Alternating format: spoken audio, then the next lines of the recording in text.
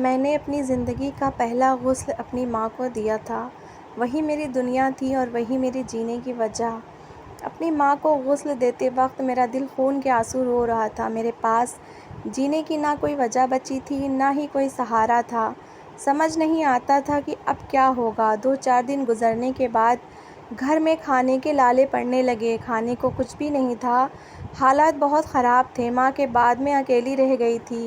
بار بار دل میں خودکشی کرنے کا خیال آتا، لیکن ساتھ ہی یہ سوچ بھی آ جاتی کہ ہمارے مذہب میں خودکشی کرنا حرام ہے۔ میری زندگی موت سے بدتر ہونے لگی تھی۔ کبھی کبھی سوچا کرتی تھی کہ کاش میں کچھ پڑھی لکھی ہوتی تو اپنے ہی لیے کچھ کر لیتی۔ ایسے ہی میری ماں کو گزرے 3 دن ہو گئے۔ 2 دن تو آس پڑوس والوں نے کھانے کا پوچھ لیا، لیکن تیسرے دن کوئی نہیں آیا۔ میں صبح سے بھوکی بیٹھی تھی، اپنا بھی ہوش نہیں تھا کہ گھر کا دروازہ بجا۔ میں نے دروازہ کھولا تو سامنے ایک عورت کھڑی، کہنے لگی، بیٹی میں بہت غریب ہوں، میری 8 سال کی بچی کا انتقال کر گئی ہے، کیا تم مجھ پر رحم کھا کر بہت کم پیسوں میں اسے غسل دے سکتی ہو؟ میں تمہاری ماں کے جنازے پر آئی تھی، مجھے پتہ چلا کہ تم نے اپنی ماں کو غسل دیا ہے۔ اس عورت نے دوپٹے کے پلو سے 200 روپے کھول کر میرے ہاتھ میں پکڑائے اور کہنے لگی کہ بیٹی، بس میرے پاس یہی ہے تجھے دینے کو، اور کچھ بھی نہیں ہے۔ اس کی حالت دیکھ کر مجھے اپنی ماں یاد آ گئی۔ وہ میری ماں جیسی نہیں تھی، لیکن مائیں تو سب کی ایک جیسی ہوتی ہیں نا، شاید اسی لیے مجھے اس میں اپنی ماں کا چہرہ دکھنے لگا۔ میں نے وہ پیسے واپس اسے پکڑائے اور اس کی مدد کرنے کے لیے اس کے ساتھ چل پڑی۔ اس کی بیٹی بہت ہی خوبصورت تھی، جسے خطرناک بخار نے مار ڈالا تھا، اور وہ بیچاری ہفتے بھر میں اللہ کو پیاری ہو گئی تھی۔ اس عورت کا دکھ دیکھ کر مجھے اپنا دکھ بہت چھوٹا محسوس ہونے لگا تھا۔ اس نے تو اپنی اکلوتی بیٹی کو کھو دیا تھا، پھر بھی بہت صبر کے ساتھ بیٹھی ہوئی تھی۔ جنازہ اٹھنے کے بعد میں نے اس عورت سے اجازت لی تو وہ میری بہت شکر گزار ہوئی اور زبردستی میرے ہاتھ میں 200 روپے پکڑائے، لیکن میں اس سے یہ پیسے نہیں لے سکتی تھی۔ ان کے گھر کے حالات پہلے ہی ٹھیک نہیں تھے۔ میں نہ ہی خود غرض تھی، نہ ہی لالچی، اس لیے میں نے وہ پیسے نہ لیے اور گھر لوٹنے لگی کہ وہیں پر ایک اور عورت آئی اور کہنے لگی کہ دوسری گلی میں بھی ایک عورت کا انتقال ہوا ہے، بیٹی اسے بھی غسل دے دو، اچھے پیسے والے لوگ ہیں، تمہیں کچھ پیسے مل جائیں گے اور ان کا مسئلہ بھی حل ہو جائے گا۔ اس محلے میں کوئی غسل دینے والی عورت نہیں تھی، بہت ہی پریشانی ہوتی تھی۔ اس کی بات سن کر میں اس کے ساتھ چل پڑی۔ شاید خدا کو ایسے ہی میرے لیے راستہ بنانا تھا۔ وہاں جا کر میں نے اس عورت کو غسل دیا اور ان لوگوں نے 1000 روپے میرے ہاتھ میں رکھ دیے۔ یہ پہلی کمائی تھی جو مجھے ملی تھی۔ میں نے کبھی سوچا بھی نہیں تھا کہ ماں کو غسل دینا میرے لیے ذریعہ بن جائے گا، لیکن کہتے ہیں نا، جس کا رزق جہاں سے لکھا ہو وہیں سے نصیب ہوتا ہے۔ میرا رزق لوگوں کی میتوں کے غسل سے لکھا گیا تھا۔ اس کے بعد اس علاقے میں میرا نام مشہور ہو گیا، رحیمہ غسل دینے والی۔ جہاں کہیں کسی عورت کا انتقال ہوتا، لوگ دوڑے دوڑے میرے پاس چلے آتے، جو اپنی مرضی سے مجھے جتنے پیسے دینا چاہتا میں خاموشی سے رکھ لیتی۔ نہ میں نے کوئی خاص قیمت رکھی تھی اور نہ ہی میری کوئی ایسی لالچی فطرت تھی۔ میرا گزر بسر ہو رہا تھا، میرے لیے یہی بہت تھا، اور اس کام سے میری زندگی میں جو بدلاؤ آیا تھا وہ ٹھہراؤ، وہ صبر تھا۔ میں جب بھی دوسروں کی تکلیف دیکھا کرتی، دوسروں کا دکھ دیکھتی، میرا اپنا دل ہلکا ہو جاتا، مجھے اپنا دکھ کم لگتا، لیکن مجھے کیا پتہ تھا کہ ایک دن میرے اسی کام کی بدولت سکون ہمیشہ کے لیے ختم ہو جائے گا۔ سردیوں کی رات تھی، میں کسی عورت کی میت کو غسل دے کر گھر لوٹی ہی تھی کہ دوبارہ گھر کا دروازہ بجنے لگا۔ میری ہمت ختم ہوئی، کیونکہ میں نے آج ہی 3 عورتوں کو غسل دیا تھا، لیکن میرا کام ایسا تھا کہ میں کبھی کسی کو انکار نہیں کرتی تھی، اس لیے جیسے ہی دروازہ بجا، میں سر پر دوپٹہ رکھ کر دروازہ کھولنے چلی گئی۔ میرے سامنے ایک ہٹا کٹا آدمی کھڑا تھا جو کہ رو رہا تھا۔ جیسے ہی اس کی نظر مجھ پر پڑی، کہنے لگا کہ رحیمہ تم ہی ہو؟ میں نے کہا جی، کہیے کیا کام ہے؟ مجھے اندازہ تو ہو گیا تھا کہ اس کے گھر کسی کا انتقال ہوا ہے، تبھی تو اس کی آنکھیں بھیگی ہوئی تھیں۔ وہ بہت ہی دھیمے لہجے میں مجھ سے کہنے لگا کہ ایک ہجڑے کا انتقال ہو گیا ہے، تم بس اسے غسل دے دو اور منہ مانگی قیمت لے لو۔ اس آدمی کی بات سن کر میں گھبرا گئی۔ میں نے کہا کہ دماغ خراب ہو گیا ہے آپ کا؟ میں عورتوں کو غسل دیتی ہوں، بھلا ایک ہجڑے کو کیسے غسل دے سکتی ہوں؟ کسی اور سے رابطہ کر لیں۔ یہ کہہ کر میں نے دروازہ اس کے منہ پر ہی بند کر دیا اور اندر چلی آئی۔ پتہ نہیں کون تھا، کہاں سے آیا تھا۔ کچھ ہی دیر بعد دروازہ دوبارہ بجا۔ نہ چاہتے ہوئے بھی میں نے دروازہ کھولا۔ اس بار وہ تیز آواز سے رو رہا تھا۔ اس نے کہا، اسے غسل دے دے ورنہ میت ایسے ہی پڑی رہ جائے گی۔ میں نے دوبارہ اسے سخت لہجے میں کہا کہ دیکھو بھائی، میں صرف عورتوں کو غسل دیتی ہوں، ہجڑے کو غسل دینے کے لیے تم کسی اور سے کہہ دو، یہ کام میں نہیں کر سکتی۔ میں نے اس کے آنسوؤں کو بھی نظر انداز کیا اور دروازہ دوبارہ بند کر کے اندر چلی گئی۔ ماں کے بعد میں اس گھر میں اکیلی رہ گئی تھی۔ چھوٹا سا تو گھر تھا۔ میں چپ چاپ ایک چارپائی پر لیٹ گئی اور سوچنے لگی کہ پتہ نہیں کون ہے، کیسے مرا ہے، کوئی اور کیوں غسل دینے کو تیار نہیں ہے۔ مجھے تو ویسے ہی ہجڑوں سے بہت خوف آتا تھا، میں کیسے اسے غسل دے سکتی تھی۔ یہی سب سوچتے سوچتے مجھے نیند آنے لگ گئی تھی۔ اگلے دن پھر وہی کام شروع ہو گیا۔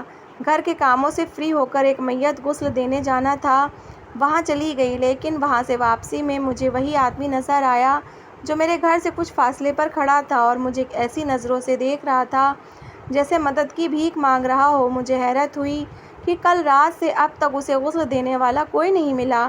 جب وہ پھر میرے راستے میں کھڑا ہے، میں نے اسے نظر انداز کیا اور گھر چلی آئی۔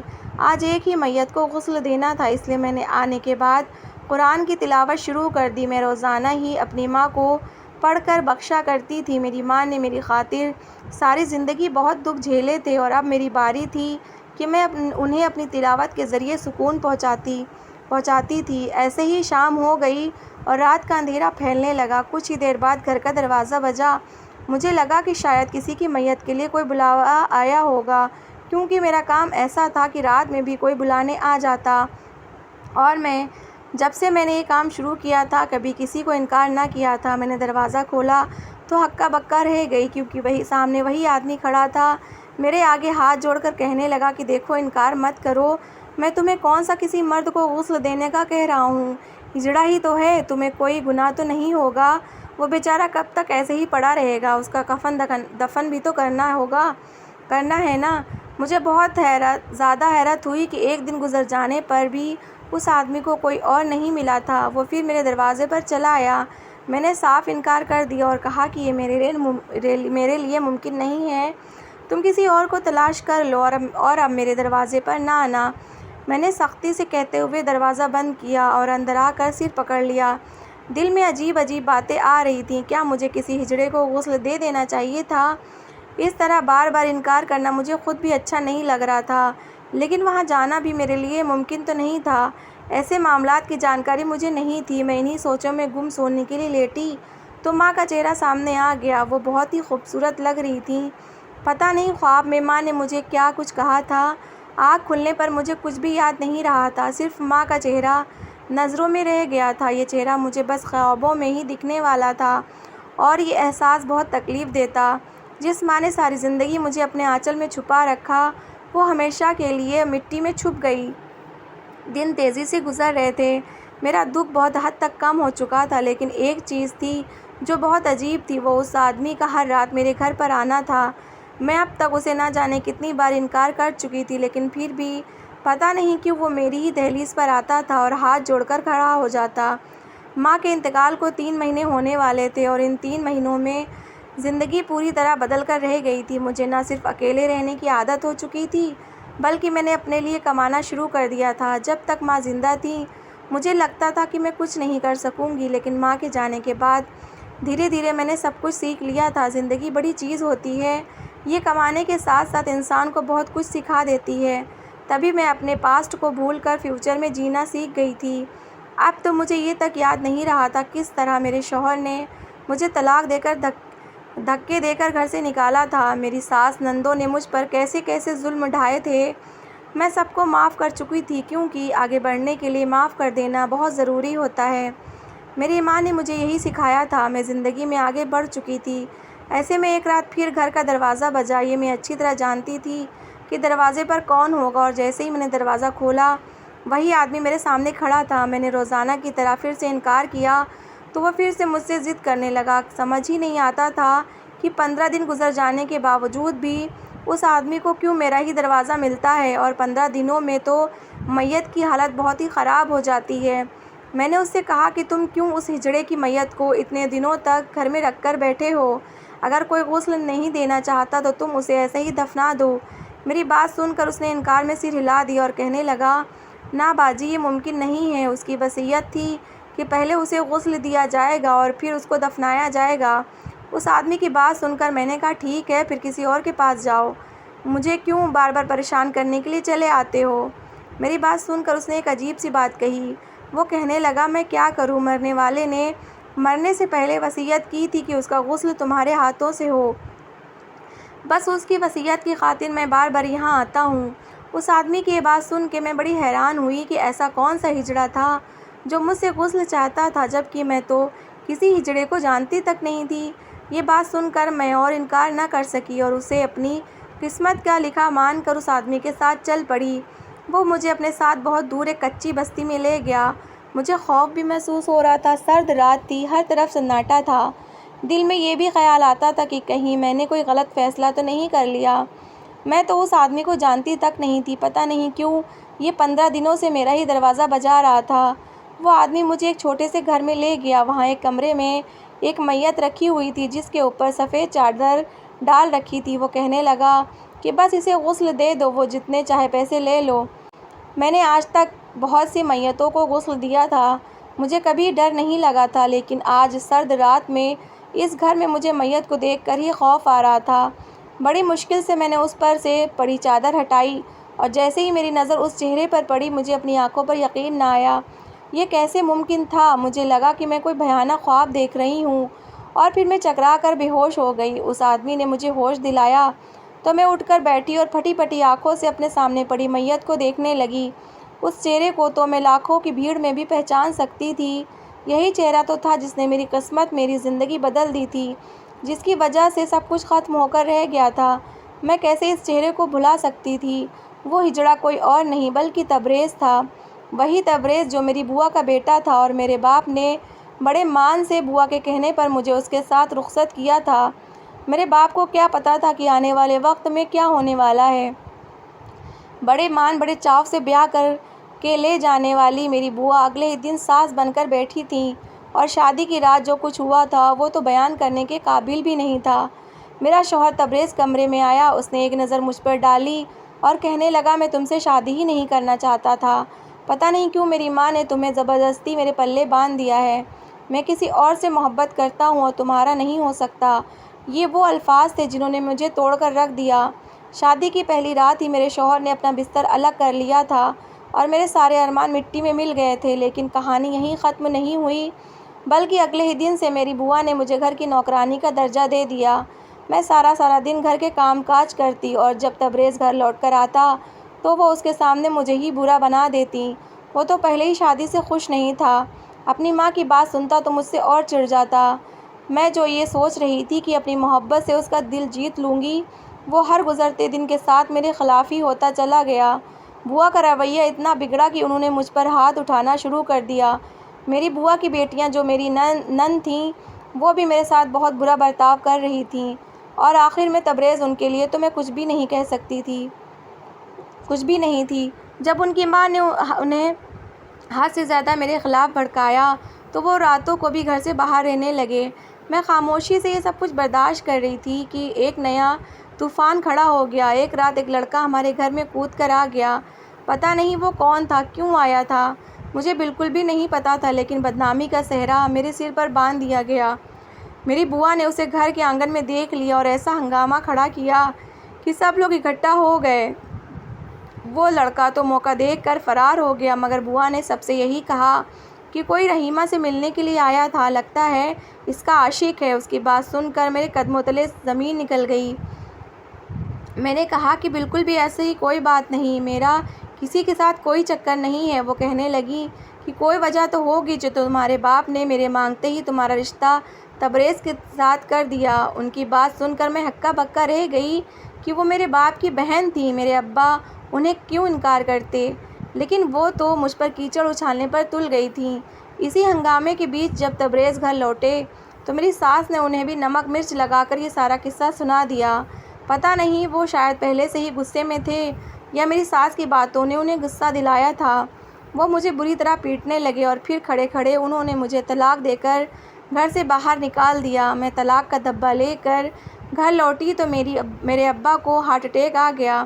وہ اس صدمے کو برداشت نہ کر سکے اور اپنی اکلوتی لاڈلی بیٹی کو انہوں نے اپنی بہن کے حوالے کیا تھا۔ ان کی بہن نے اسے ہی ساری زندگی کے لیے زندہ مار دیا۔ ابا کی موت پر سارے خاندان والے جمع ہوئے لیکن بوا نہ آئیں اور نہ جانے کس کے ذریعے انہوں نے سارے خاندان کو میری بدکرداری کے وہ قصے سنائے کہ سب میرے اور میری ماں کے ہی خلاف ہو گئے۔ ابا کے انتقال کے بعد لوگوں نے پلٹ کر دوبارہ ہمیں نہ پوچھا۔ میں اور میری ماں اکیلے رہ گئے۔ ابا کی پینشن سے جیسے تیسے ہمارا گزارا ہونے لگا لیکن ماں کو ایک روگ سا لگ گیا تھا۔ اکثر کہتی کہ بیٹا تمہارے باپ سے غلط فیصلہ ہو گیا، تمہاری بوا تو پہلے ہی ہماری دشمن تھی، پتہ نہیں جانے کس بات کا بدلہ نکالا ہے، اور میری وجہ سے ماں بہت دکھی رہنے لگی تھی۔ میں دن رات ان کی خدمت کرتی لیکن ان کی طبیعت سنبھلتی ہی نہیں تھی۔ ہر وقت سوچوں میں گم رہتی جیسے کسی بات کی اذیت میں ہو۔ اور پھر ابا کے جانے کے بعد پورے 8 مہینے بعد ایک رات ماں بھی خاموشی سے مجھے چھوڑ کر چلی گئی اور میں بالکل اکیلی رہ گئی۔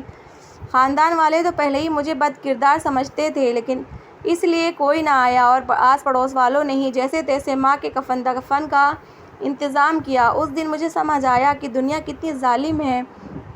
پھر بھی اپنی ماں کے کہنے پر میں سب کو معاف کر چکی تھی۔ نہ ہی مجھے بوا سے کوئی گلہ رہا تھا اور نہ ہی تبریز سے، لیکن میں نے کبھی نہیں سوچا تھا کہ میں تبریز کو یہاں اس طرح دیکھوں گی۔ اس کی میت یہاں دیکھ کر مجھے اپنی آنکھوں پر یقین نہ آیا۔ وہ بوا کا خوبرو جوان بیٹا تھا، اس طرح سے یہاں کیوں 15 دنوں سے پڑا تھا؟ میں نے اس آدمی کی طرف دیکھا اور پوچھا کہ یہاں کیوں پڑا ہوا ہے اور تم اسے ہجڑا کیوں کہہ رہے ہو؟ یہ تو ایک آدمی ہے۔ وہ آدمی میرے پاس بیٹھ گیا، اس کی آنکھوں میں آنسو تھے۔ کہنے لگا کہ میں آپ کو اچھی طرح جانتا ہوں، یہ بھی معلوم ہے مجھے کہ آپ تبریز کی بیوی تھیں اور اس نے آپ کو طلاق دے دی، لیکن کیوں دی یہ وجہ آج میں آپ کو بتاتا ہوں۔ دراصل تبریز ایک مرد نہیں ہجڑا تھا۔ آپ کی بوا نے بچپن سے ہی یہ بات سب سے چھپائی تھی۔ تبریز کو مردوں کی پہچان دی تھی لیکن ظاہری پہچان دینے سے کیا ہوتا ہے؟ تبریز اچھی طرح جانتا تھا کہ اس کا اصل کیا ہے اور یہی وجہ تھی کہ وہ دنیا سے اب بہت بیزار اور چڑچڑا رہتا تھا۔ وہ زیادہ تر میرے ساتھ اسی گھر میں وقت گزارتا۔ اسے تو دنیا کے رنگوں سے بھی خوف آتا تھا۔ کبھی کبھی تو بہت زیادہ پریشان ہو کر رونے لگتا اور کہتا کہ اگر کبھی کسی نے مجھے پہچان لیا تو میرا کیا ہوگا؟ میں کب تک لوگوں سے اپنی حقیقت چھپا پاؤں گا؟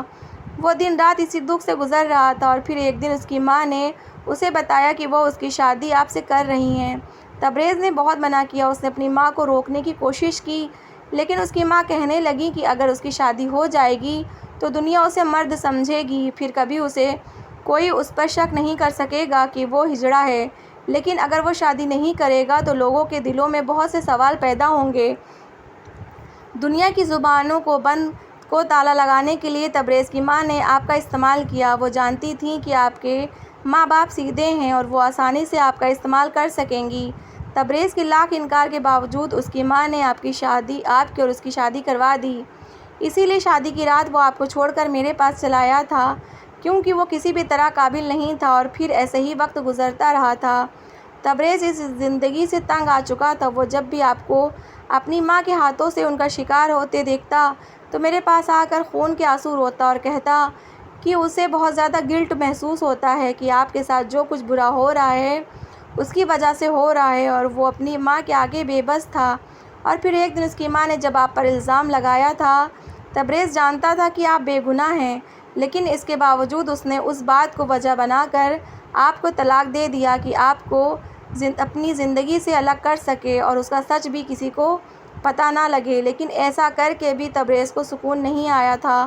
وہ ہر وقت شرمندگی محسوس کرتا کیونکہ اس کی وجہ سے آپ بدنام ہو چکی تھیں۔ وہ آپ سے معافی مانگنا چاہتا تھا لیکن وہ کبھی خود کو اتنا مضبوط نہیں کر پایا کہ اپنا سچ آپ کے آگے رکھ کر آپ کو سچ بتا سکے۔ آپ کے ابا کے انتقال کی خبر نے اسے توڑ دیا اور ابھی کچھ سمے پہلے ہی جب اسے پتہ چلا کہ آپ کی ماں بھی مر گئی ہیں اور آپ میتوں کو غسل دینے کا کام کرتی ہیں اور اکیلے زندگی گزار رہی ہیں تو وہ بالکل ہی خاموش ہو گیا۔